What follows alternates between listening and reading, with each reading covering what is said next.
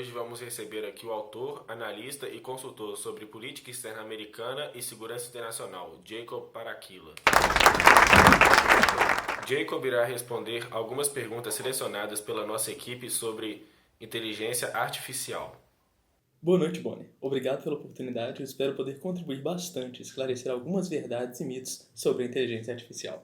Muita gente associa inteligência artificial a robôs falantes e guerras futurísticas. Mas, na verdade, o que é inteligência artificial?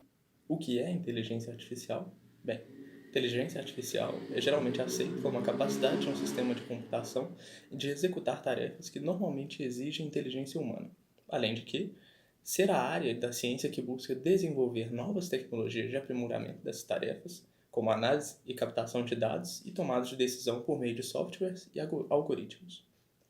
A exemplo do machine learning, que é uma aplicação da inteligência artificial por meio de algoritmos de aprendizado pela observação, análise de dados, ação e testes, onde o computador busca tomar decisões eficientes para alcançar um determinado objetivo, isso pode ser tanto aplicado para que um robô aprenda a andar e a correr, por meio do teste e do erro, para até uma análise de dados extensa sobre a logística internacional e o descobrimento de rotas mais curtas, baratas e eficientes para o transporte. Como pode ver, a inteligência artificial é um campo muito amplo, mas certamente mudará nossas vidas no futuro e no presente. A inteligência artificial pode ser considerada uma ameaça? Bem, antes de entendermos se a inteligência artificial pode ser uma ameaça, precisamos entender o que é uma ameaça para os estudos de segurança. Ameaça é um conceito primordial para estes estudos. Ela significa um fator de dessecuritização contra um determinado autor, ou seja, onde há coação direta ou onde ela é somente perceptível, onde há apenas atenção, sendo tangível ou perceptível. Tendo isso claro, continuo na pergunta: se a inteligência artificial pode ou não ser uma ameaça? Dependerá tanto de como ela for utilizada e como de nós percebemos a mesma. Sendo um setor em desenvolvimento, é compreensível que haja muita incerteza sobre o tema e sobre quais regras se aplicam a ele. Por isso que, no momento, ela é tida como uma ameaça, justamente pela percepção dos atores em relação a ela. No entanto, se ela será uma ameaça no futuro, uma ameaça tangível e afetar a vida de todos nós, vai depender de como nós humanos lidaremos com a mesma, sobre como controlaremos seus avanços e seus impactos para os países. Quais serão os papéis assumidos pela inteligência artificial no futuro? Bem, desenvolvemos em nosso livro Inteligência Artificial, Relações Internacionais, uma antecipação à disrupção, uma hipótese de que, no futuro, a inteligência artificial terá mais impacto de 3 formas. São elas: 1. Os papéis analíticos. Os papéis que a inteligência artificial assumirá, que envolvem a utilização da mesma para a análise, observação e revisão de dados, que são geralmente tarefas monótonas, que exigem uma grande quantidade de trabalho para sua realização por seres humanos. Essas atividades são facilmente realizadas por máquinas devido à sua própria capacidade quantitativa e visam a redução da simetria informacional para os reais tomadores de decisão que seriam humanos. Ou seja, as máquinas elas não substituiriam os seres humanos nesse tipo de quesito. Segundo papel são os papéis preditivos. Eles envolvem a utilização da inteligência artificial para a previsão de possíveis eventos futuros, tendo como base a análise do presente, do passado e das bases de dados anteriormente citadas, dada a sua capacidade de armazenar e observar muito mais deles do que meros seres humanos como nós. E também de fazer muito mais cálculos e agir de forma muito mais impessoal do que um ser humano, ampliando a sua capacidade de previsão, uma previsão impessoal com uma previsão mais embasada. Já os papéis operacionais são as atividades mais recorrentemente associadas à robótica e também as atividades mais recorrentemente associadas à própria inteligência artificial. Elas serão provavelmente as mais difusas e indiretas, por mais que sejam as mais comuns, tendo também um grande potencial.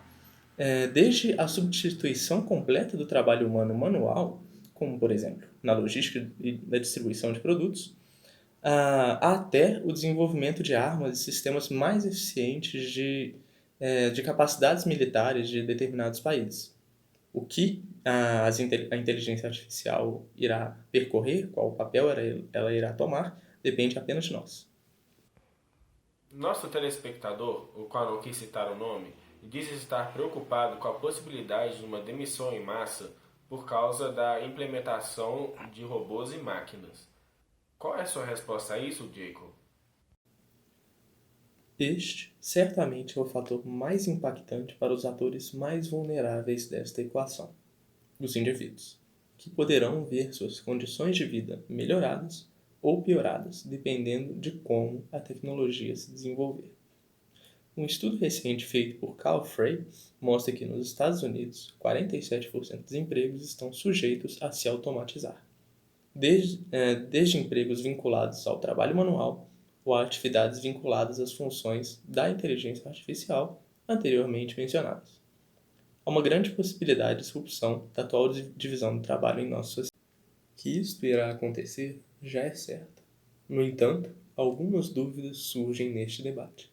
Primeiramente, se os trabalhadores das profissões automatizadas terão seus trabalhos substituídos por outras funções, da mesma forma que ocorreu com a automatização na Revolução Industrial. Outra possibilidade é de que os custos de produção se tornem tão baixos que haja uma melhoria considerável na qualidade de vida das pessoas pelo barateamento dos produtos cotidianos, como alimentos ou produtos de longa duração. E, finalmente, se os países mais desenvolvidos serão menos afetados que os países em desenvolvimento. Qual seria o impacto da inteligência artificial para os países desenvolvidos e para os em desenvolvimento?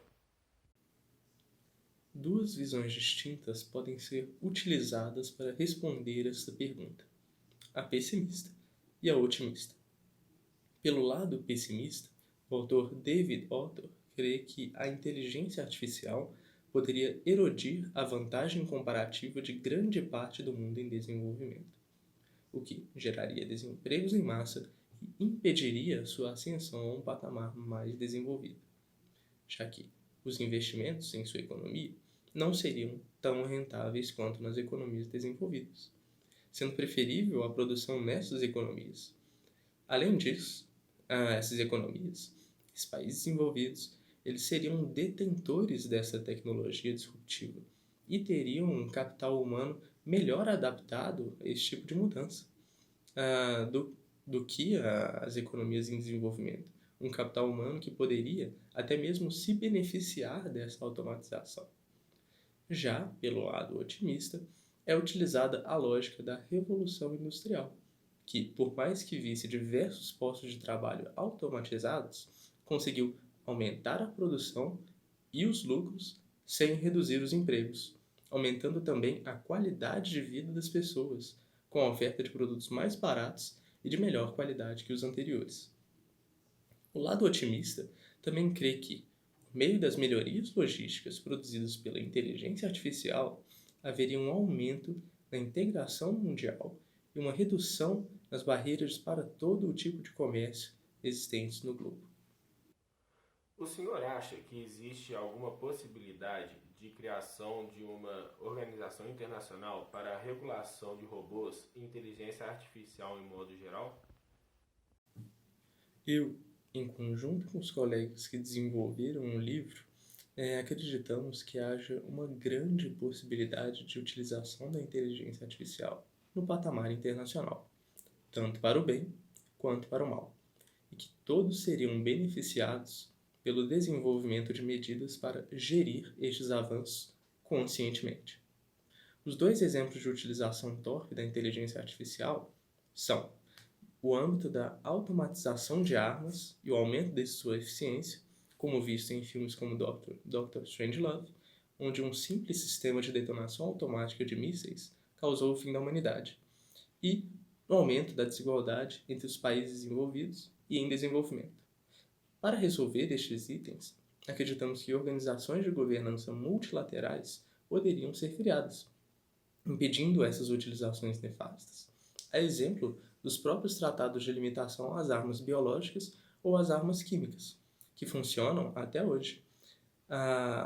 e para melhor gestão das tecnologias disruptivas entre os países, impedindo que a desigualdade anteriormente mencionada impacte de uma forma não convencional aos países. Nós também acreditamos que a inteligência artificial pode ser utilizada pelas organizações internacionais para reduzir a assimetria informacional de todas as partes e reduzir a complexidade das negociações multilaterais de diversos níveis, expondo os benefícios da cooperação e mesmo a integração pela logística automatizada.